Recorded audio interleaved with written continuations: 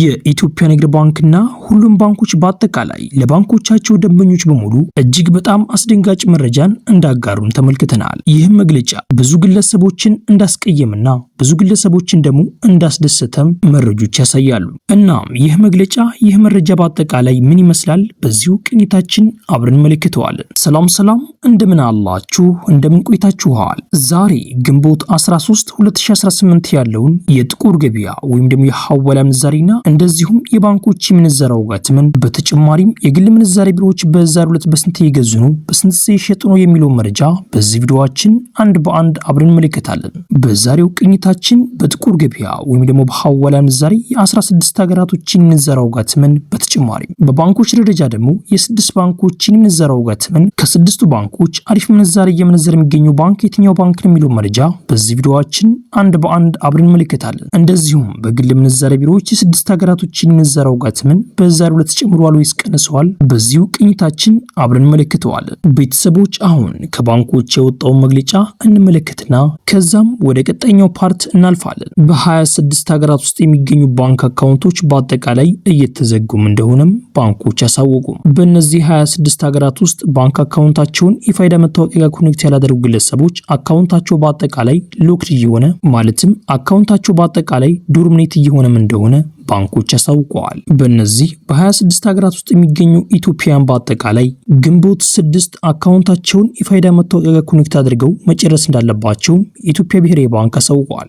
ነገር ግን ከነዚህ 26 ሀገራት ውጭ ከሆናችሁ ያላችሁት እናንተ እስከ ሰኔ 30 ድረስ እንደምትጠበቁም የኢትዮጵያ ብሔራዊ ባንክና የኢትዮጵያ ንግድ ባንክ በአጠቃላይ ባንኮች አሳውቀዋል። የሀገራቶችንም ዝርዝር ወደ እናንተ ይዘምትናል። ፈጠን ብለን እንመለከታችኋለን። ሐረር፣ ድሬዳዋ፣ ጎንደር፣ ባህር ዳር፣ ደሴ፣ ደብረ ብርሃን፣ ኮምቦልቻ፣ ሐዋሳ፣ አርባ ምንጭ፣ ወላይታ ሶዶ፣ ሆሳዕና፣ ወራቤ፣ ቡታጅራ፣ ወልቂጤ፣ አዲስ አበባ፣ ጅማ፣ አዳማ፣ ሻሸመኔ፣ ቢሾፍቱ፣ ባቱ፣ አምቦ፣ መቀሌ፣ አክሱም፣ አዲግራት፣ ጋምቤላና አሶሳ።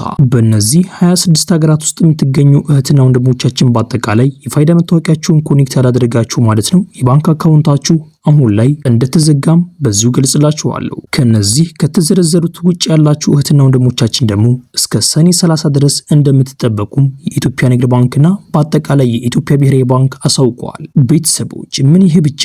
የባንክ አካውንታቸውን የፋይዳ መታወቂያ ጋር ኮኔክት አድርገናል ብለው ያሰቡ እህትና ወንድሞቻችን በአጠቃላይ አካውንታቸው እንደተዘጋም የኢትዮጵያ ንግድ ባንክና የተለያዩ ባንኮች አሳውቀዋል። እንደዚሁም ግለሰቦችም በተለያዩ ሶሻል ሚዲያ ላይ ቅሬታ እያቀረቡም እንደሆነም ተመልክተናል። እናም ቤተሰቦች የባንክ አካውንታቸውን የፋይዳ መታወቂያ ጋር ኮኔክት አድርገናል ብለው ያሰቡ ግለሰቦችም አካውንታቸው እንደተዘጋም በዚሁ ገልጽላችኋለሁ። የብዙ ግለሰቦች ነው አካውንታቸው የተዘጋው፣ ሙሉ በሙሉ ባይሆንም ማለት ነው። ብዙ ድርጅቶች እንደዚሁም ብዙ ግለሰቦችም ስራቸውን እንዳደናቀፋቸውም የባንክ አካውንት የከፈቱበት ባንክ ላይ ቅሬታ እያቀረቡም እንደሆነም መረጃዎች ያሳያሉ። እናም ቤተሰቦች በዚህ ጉዳይ ላይ የበለጠ ማብራሪያ በዛኛው ቻናላችን ማለትም በትንሹ ቻናላችን ቪዲዮ ሰርተን እንለቅላችኋለን። እናም በዚህ ቻናል ኮሚኒቲ ፖስት ላይ ደግሞ ፖስት እናደርግላችኋለን። የቴሌግራም ቻናላችን ላይም ሼር እናደርግላችኋለን። በእነዚህ በሁለት መንገዶች መረጃዎችን ማግኘት ትችላላችሁ። በደንብ አድርገን ስለ ፋይዳ መታወቂያና እንደዚሁም በአጠቃላይ በባንክ ቤት ያሉት ነገራቶች ምን ይመስላሉ በዛኛው ቻናላችን በደንብ አድርገን በዝርዝር እንመለከተዋለን። ቤተሰቦች አሁን ወደ ጥያቄና መልሱ እንገባለን። ቤተሰቦች እናንተ ብቻ ቪዲዮን ላይክ ያደርጋችሁ እስከ ቪዲዮ መጨረሻ አብራችሁን ቆዩ። የመጀመሪያውም ጥያቄ እንደዚህ ይላል። ግን እኔ ጥያቄ አለኝ ወንድሜ፣ ኮኔክት አላደረኩም ማለትም የፋይዳ መታወቂያዬን የባንክ አካውንቴ ጋር ኮኔክት አላደረኩም። ነገር ግን የባንክ አካውንቴ ላይ ገንዘብ አለ።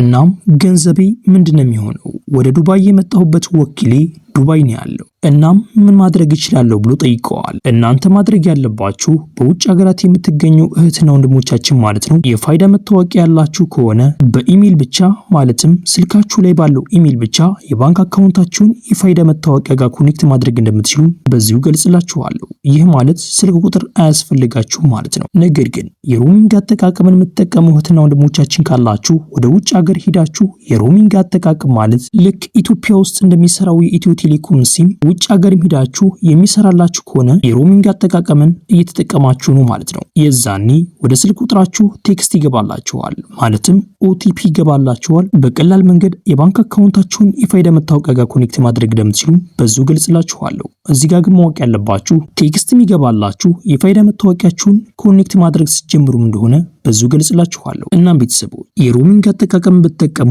በጣም አሪፍ ነው።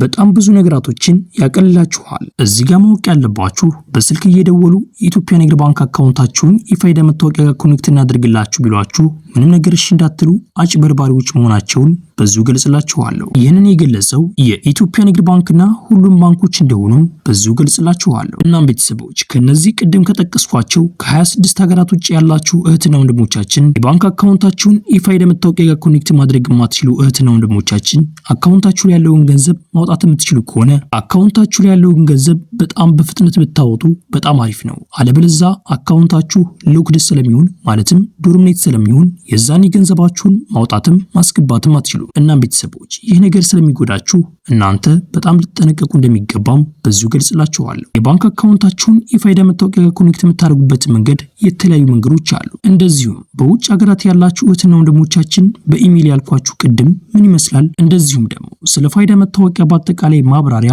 በትንሹ ቻናላችን ቪዲዮ ሰርተንላችኋል። እናም በዛሬው ዕለት እንለቅላችኋለን። ቤተሰቦች ከናንተ ብቻ የሚጠበቀው የዛኛው ቻናላችንን ሰብስክራይብ ብቻ ማድረግ እንደሆነ በዙ ገልጽላችኋለሁ። ቤተሰቦች ይህ ቪዲዮ ሌላ ኢትዮጵያ ወገኖቻችን ይጠቅማል ብላችሁ ካሰባችሁ ይህን ቪዲዮ ሼር አድርጉላችሁ። እንደዚሁም ደግሞ ቪዲዮ ላይክ ማድረግ ሌላ ኢትዮጵያ ወገኖቻችን ጋር ተደራሽቱ ማድረግ ትችላላችሁ። ቻናላችንን ሰብስክራይብ ማድረግ ደግሞ ቀጣይ የምለቃችሁ ቪዲዮዎች በፍጥነት እንድርሳችሁ ማድረግ ትችላላችሁ። ያላችሁ ደግሞ አስተያየት በኮሜንት ላይ ጻፉልኝ። ጥያቄም ካላችሁ በኮሜንት ላይ አሳውቁኝ። የምናውቁ ከሆነ እንመስላችኋለን። ቤተሰቦች ቪዲዮ ላይክ ያደርጋችሁ እስከ ቪዲዮ መጨረሻ አብራችሁን ቆዩ። በቅድሚያ የምናገኘው አንድ የአሜሪካን ዶላር በአሁኑ ሰዓት ላይ በጥቁር ገበያ ሐዋላ ምንዛሬ የሚተመነዘርበት ያለው ዋጋ 183 ብር ከ28 ሳንቲም የተመነዘረ ሲሆን 100 የአሜሪካን ዶላሮች ደግሞ 18328 ብር በጥቁር ገበያ ሐዋላ ምንዛሬ በዛሬው ዕለት ሲመዘው ይላል። የአሜሪካን ዶላር በአሁኑ ሰዓት ላይ በጣም በከፍተኛ ዋጋ እየመነዘረ የሚገኘው ባንክ ኦሮሚያ ባንክ ነው። የኦሮሚያ ባንክ አንድ የአሜሪካን ዶላር በአሁኑ ሰዓት ላይ የገዛበት ያለው ዋጋ 154 ብር ከ59 ሳንቲም እየተገዛ ሲሆን እየተሸጠበት ያለው ዋጋ ደግሞ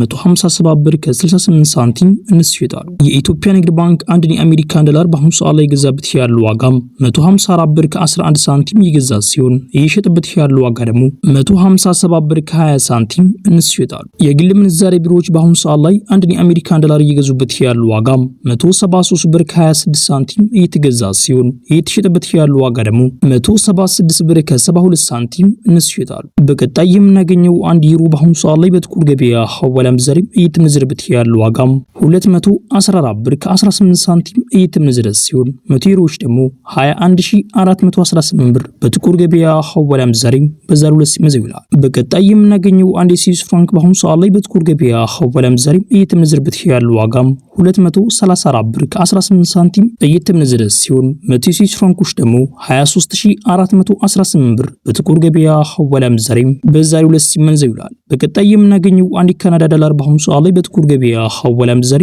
እየተመነዘረበት ያለው ዋጋ 133 ብር ከ88 ሳንቲም እየተመነዘረ ሲሆን 100 የካናዳ ዶላሮች ደግሞ 13388 ብር በጥቁር ገበያ ሐዋላ ምንዛሬ በዛሬው ዕለት ሲመነዘው ይላል። በቀጣይ የምናገኘው አንድ ቻይና ዩዋን በአሁኑ ሰዓት ላይ በጥቁር ገበያ ሐዋላ ምንዛሬ እየተመነዘረበት ያለው ዋጋ 27 ብር ከ09 ሳንቲም እየተመነዘረ ሲሆን 100 የቻይና ዩዋኖች ደግሞ 2709 ብር በጥቁር ገበያ ሐዋላ ምንዛሬ በዛሬው ዕለት ሲመነዘው ይላል። በቀጣይ የምናገኘው አንድ ፓውንድ ስተርሊንግ በአሁኑ ሰዓት ላይ በጥቁር ገበያ ሐዋላ ምንዛሬ እየተመነዘረበት ያለው ዋጋ 247 ብር ከ50 ሳንቲም እየተመነዘረ ሲሆን 100 ፓውንድ ስተርሊንጎች ደግሞ 24750 ብር በጥቁር ገበያ ሐዋላ ምንዛሬ በዛሬው ዕለት ሲመነዘው ይላል። የፓውንድ ስተርሊንግ በአሁኑ ሰዓት ላይ በጣም በከፍተኛ ዋጋ እየመነዘረ የሚገኘው ባንክ ኦሮሚያ ባንክ ነው። የኦሮሚያ ባንክ አንድ ፓውንድ ስተርሊንግ በአሁኑ ሰዓት ላይ የገዛበት ያለው ዋጋ 210 ብር ከ55 ሳንቲም እየተገዛ ሲሆን እየተሸጠበት ያለው ዋጋ ደግሞ 214 ብር ከ77 ሳንቲም እንስ ይሸጣሉ። የኢትዮጵያ ንግድ ባንክ አንድ ፓውንድ ስተርሊንግ በአሁኑ ሰዓት ላይ የገዛበት ያለው ዋጋ 203 ብር ከ72 ሳንቲም እየተገዛ ሲሆን እየተሸጠበት ያለው ዋጋ ደግሞ 270 ብር ከ80 ሳንቲም እንስ ይሸጣሉ። የግል ምንዛሬ ቢሮዎች በአሁኑ ሰዓት ላይ አንድ ፓውንድ ስተርሊንግ የገዙበት ያለው ዋጋ 230 ብር ከ11 ሳንቲም እየተገዛ ሲሆን እየተሸጠበት ያለው ዋጋ ደግሞ 234 ብር ከ71 ሳንቲም እንስ ይሸጣሉ። በቀጣይ የምናገኘው አንድ ኪዩት ዲናር በአሁኑ ሰዓት ላይ በጥቁር ገበያ ሐዋላ ምንዛሬ እየተመነዘረበት ያለው ዋጋ 595 ብር ከ77 ሳንቲም እየተመነዘረ ሲሆን 100 የኪዩት ዲናሮች ደግሞ 59577 ብር በጥቁር ገበያ ሐዋላ ምንዛሬ በዛሬው ዕለት ሲመነዘር ይውላል። የኪዩት ዲናርን በአሁኑ ሰዓት ላይ በጣም በከፍተኛ ዋጋ እየመነዘረ የሚገኘው ባንክ ኦሮሚያ ባንክ ነው። የኦሮሚያ ባንክ አንድ የኪዩት ዲናር በአሁኑ ሰዓት ላይ የገዛበት ያለው ዋጋ 506 ብር ከ33 ሳንቲም እየተገዛ ሲሆን እየተሸጠበት ያለው ዋጋ ደግሞ 516 ብር ከ45 ሳንቲም እንስይታል። በቀጣይ የምናገኘው አንድ ዱባይ ድርሃም በአሁኑ ሰዓት ላይ በጥቁር ገበያ ሐዋላ ምንዛሬ እየተመነዘረበት ያለው ዋጋም 50 ብር ከ17 ሳንቲም እየተመነዘረ ሲሆን 100 ዱባይ ድርሃሞች ደግሞ 5017 ብር በጥቁር ገበያ ሐዋላ ምንዛሬ በዛሬው ዕለት ሲመነዘር ይውላል። የዱባይ ድርሃምን በአሁኑ ሰዓት ላይ በጣም በከፍተኛ ዋጋ እየመነዘረ የሚገኘው ባንክ የአዋሽ ባንክ ነው። የአዋሽ ባንክ አንድ የዱባይ ድርሃም በአሁኑ ሰዓት ላይ የገዛበት ያለው ዋጋም 44 ብር ከ10 ሳንቲም እየተገዛ ሲሆን እየተሸጠበት ያለው ዋጋ ደግሞ 44 ብር ከ98 ሳንቲም እንስይታል። የኢትዮጵያ ንግድ ባንክ አንድ የዱባይ ድርሃም በአሁኑ ሰዓት ላይ የገዛበት ያለው ዋጋም 41 ብር ከ97 ሳንቲም እየተገዛ ሲሆን እየተሸጠበት ያለው ዋጋ ደግሞ 42 ብር ከ80 ሳንቲም እንስይታል። የግል ምንዛሬ ቢሮዎች በአሁኑ ሰዓት ላይ አንድ የዱባይ ድርሃም እየገዙበት ያለው ዋጋም 47 ብር ከ25 ሳንቲም እየተገዛ ሲሆን እየተሸጠበት ያለው ዋጋ ደግሞ 48 ብር ከ19 ሳንቲም እንስይታል። በቀጣይ የምናገኘው አንድ የሳዑዲ ሪያል በአሁኑ ሰዓት ላይ በጥቁር ገበያ ሐዋላ ምንዛሬ እየተመነዘረበት ያለው ዋጋም 49 ብር ከ11 ሳንቲም እየተመነዘረ ሲሆን 100 የሳዑዲ ሪያሎች ደግሞ 4911 ብር በጥቁር ገበያ ሐዋላ ምንዛሬ በዛሬው ዕለት ሲመነዘር ይውላል። የሳዑዲ ሪያልን በአሁኑ ሰዓት ላይ በጣም በከፍተኛ ዋጋ እየመነዘረ የሚገኘው ባንክ የአዋሽ ባንክ ነው። የአዋሽ ባንክ አንድ የሳዑዲ ሪያል በአሁኑ ሰዓት ላይ የገዛበት ያለው ዋጋም 43 ብር ከ16 ሳንቲም እየተገዛ ሲሆን እየተሸጠበት ያለው ዋጋ ደግሞ 44 ብር ከ02 ሳንቲም እንስይታል። የኢትዮጵያ ንግድ ባንክ አንድ የሳዑዲ ሪያል በአሁኑ ሰዓት ላይ የገዛበት ያለው ዋጋም 41 ብር ከ07 ሳንቲም እየገዛ ሲሆን እየሸጠበት ያለው ዋጋ ደግሞ 41 ብር ከ89 ሳንቲም እንስይታል። የግል ምንዛሬ ቢሮዎች በአሁኑ ሰዓት ላይ አንድ የሳዑዲ ሪያል እየገዙበት ያለው ዋጋም 46 ብር ከ55 ሳንቲም እየተገዛ ሲሆን እየተሸጠበት ያለው ዋጋ ደግሞ 47 ብር ከ48 ሳንቲም እንስይታል። በቀጣይ የምናገኘው አንድ ኦማን ሪያል በአሁኑ ሰዓት ላይ በጥቁር ገበያ ሐዋላ ምንዛሬ እየተመነዘረበት ያለው ዋጋም 479 ብር ከ29 ሳንቲም እየተመነዘረ ሲሆን 100 የኦማን ሪያሎች ደግሞ 47929 ብር በጥቁር ገበያ ሐዋላ ምንዛሬ በዛሬው ዕለት ሲመነዘር ይውላል። በቀጣይ የምናገኘው አንድ የጆርዳን ዲናር በአሁኑ ሰዓት ላይ በጥቁር ገበያ ሐዋላ ምንዛሬ እየተመነዘረበት ያለው ዋጋም 259 ብር ከ92 ሳንቲም እየተመነዘረ ሲሆን 100 የጆርዳን ዲናሮች ደግሞ 25992 ብር በጥቁር ገበያ ሐዋላ ምንዛሬ በዛሬው ዕለት ሲመነዘር ይውላል። በቀጣይ የምናገኘው አንድ የባህሪን ዲናር በአሁኑ ሰዓት ላይ በጥቁር ገበያ ሐዋላ ምንዛሬ እየተመነዘረበት ያለው ዋጋም 488 ብር ከ45 ሳንቲም እየተመነዘረ ሲሆን 100 የባህሪን ዲናሮች ደግሞ 48845 ብር በጥቁር ገበያ ሐዋላ ምንዛሬ በዛሬው ዕለት ሲመነዘር ይውላል። በቀጣይ የምናገኘው አንድ የእስራኤል ሽቅል በአሁኑ ሰዓት ላይ በጥቁር ገበያ ሐዋላ ምንዛሬ እየተመነዘረበት ያለው ዋጋም 63 ብር ከ49 ሳንቲም እየተመነዘረ ሲሆን 100 የእስራኤል ሽቅሎች ደግሞ 6349 ብር በጥቁር ገበያ ሐዋላ ምንዛሬ በዛሬው ዕለት ሲመነዘር ይውላል። ቤተሰቦች የዛሬው ምንዛሬ መረጃ ይህን መስል ነበር። ቤተሰቦች ይህ ቪዲዮ ሌላ ኢትዮጵያ ጎኖቻችን ይጠቅማል ብላችሁ ካሰባችሁ ይህን ቪዲዮ ሼር አድርጉላቸው። እንደዚሁም ደግሞ ቪዲዮ ላይክ ማድረግ ሌላ ኢትዮጵያ ጎኖቻችን ጋር ተደራጅተው ማድረግ ትችላላችሁ። ቻናላችንን ሰብስክራይብ ማድረጋችሁን ለዘነጉ ቤተሰቦች ጥያቄያችሁን በኮሜንት ላይ አስፍሩልኝ። ኢንሻአላህ በቀጣይ ቪዲዮ እስከምንገናኝ ቸር ቆዩልኝ።